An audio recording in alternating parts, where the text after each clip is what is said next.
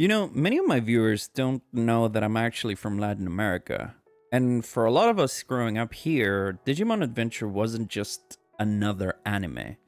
It was the show that marked our childhoods. It's 2025, and I honestly cannot help but be grateful and really happy that Digimon is hitting a boom period, particularly because their games are good and Pokemon isn't.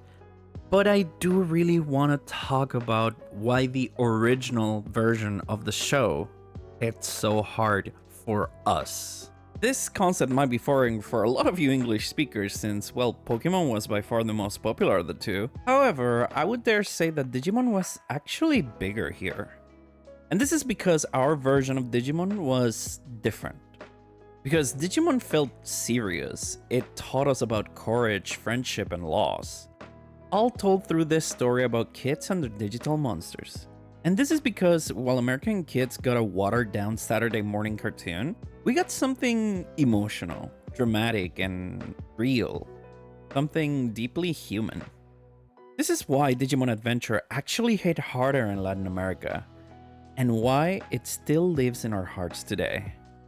But context is important, and in my opinion, one of the key factors as to why Digimon was so important for us is history. Let's rewind for a moment, back to the late 90s and early 2000s. We were living through what people call now the quote-unquote anime boom. You see, while in the US and Canada you guys talk about the great shift, the great awakening, that didn't really happen here. Because everyone was watching anime without even knowing it was anime. Every afternoon after school, channels like Fox Kids and Cartoon Network, and even local open television such as Canal 5, America TV, and Chilevisión here in Chile were packed with anime. We had Dragon Ball Z, Saint Seiya, Sailor Moon, Sakura Card Captor, Hamtaro, Captain Tsubasa, Slam Dunk, Samurai X, Yu Yu Hakusho, Shinzo, Gundam Wing, Pokemon. Honestly, I can keep going. But then, Digimon Adventure arrived, and somehow it felt different. It wasn't a show about battles or catching monsters, not to say that other anime was, but seeing the promotions for it, the anticipation, the trailers, the premiere happening, it made it feel special. Because it was a show about who we were becoming at that age. It came out at the exact right time for a whole generation. And maybe that's why it hit home.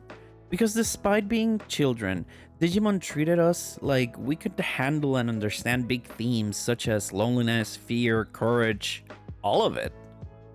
And let's be honest, part of why it stuck with us, it's because of the Latin American dub. You see, in the US, Digimon was localized by Saban, the same people who made Power Rangers, and their goal was to keep it safe, keep it funny, keep it marketable, keep it made for children, and most importantly, compete with Pokemon. They ended up cutting emotional scenes, they added really bad localized jokes, and censored anything that had to do with Japanese culture.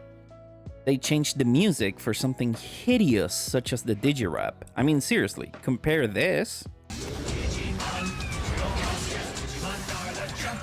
to this.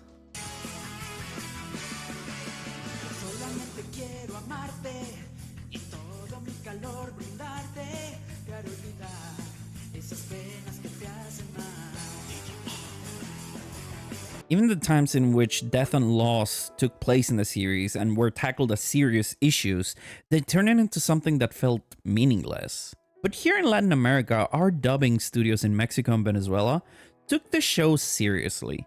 They didn't treat it like a product. They treated it like it was a proper coming-of-age story, which it was. Because Tai sounded desperate when his friends were in danger. Matt's emotional conflict felt real because it was. A lot of us were going through it. The situations they tackled, such as family pressure, loneliness, adoption, divorce, brotherhood, they felt real and relatable. And again, that opening theme,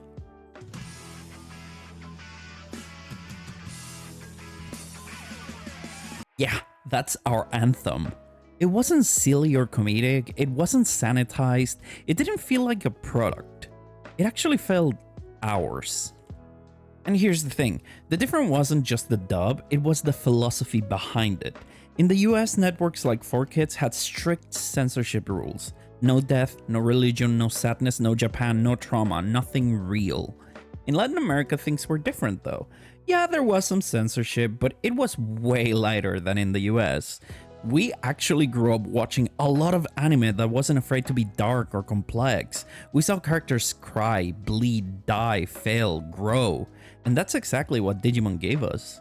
It didn't lie to us. It didn't say, hey, everything is fine, don't think about it too much. It actually said, hey kid, the world is actually pretty hard and ruthless, but with good friends and a strong resolve, you can get through anything. And I did mention before that a lot of times Digimon felt bigger. But don't get me wrong, we all love Pokémon anyways, but mostly the games. In Latin America, Digimon just connected on a deeper level, because Pokémon at the time felt about collecting, while Digimon was about connecting. One was about battles and journeys, and the other one was about bonds and friendships. I think it actually boils down to this. In Pokémon, your monsters evolve through fights. In Digimon, they evolve through emotional growth. And we were given the chance as kids to understand that. And that's really powerful. Because for kids growing up in cultures that deeply value community, loyalty, and family, it was actually the perfect fit. Because Digimon didn't just entertain us, it understood us. Like, take a step back and think about what life was back then. Many of us in Latin America were growing up during tough times, a lot of economic instability, social change, and uncertainty. And here comes this silly little animated show about kids thrown into a chaotic world, trying to make sense of it, fighting to protect the people that they love. It wasn't just a fantasy, it was actually a reflection, or at least it felt like it. We didn't have Digivices, but we had each other. We were, as the show calls them, the chosen children, rather than the Digidestined, as the show calls it in the US. We learned that courage isn't about being fearless. It's about moving forward despite the fear. And that's what Digimon Adventure taught us. And maybe that's why it actually meant more here than anywhere else. Even so, 25 years later, the love for Digimon Adventure in Latin America has not faded.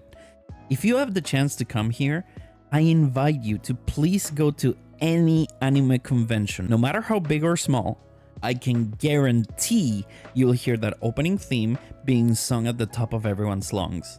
It was so big and relevant that the original Latin voice actors still actually get standing ovations.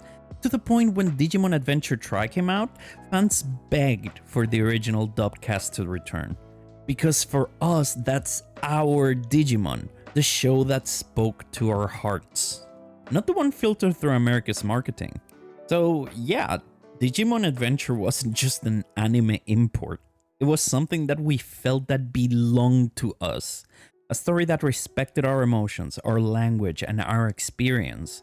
The US got a version that was clean and cheerful. We got one that was raw, honest, and human. And that's why even today when you hear that riff, something inside you lights up.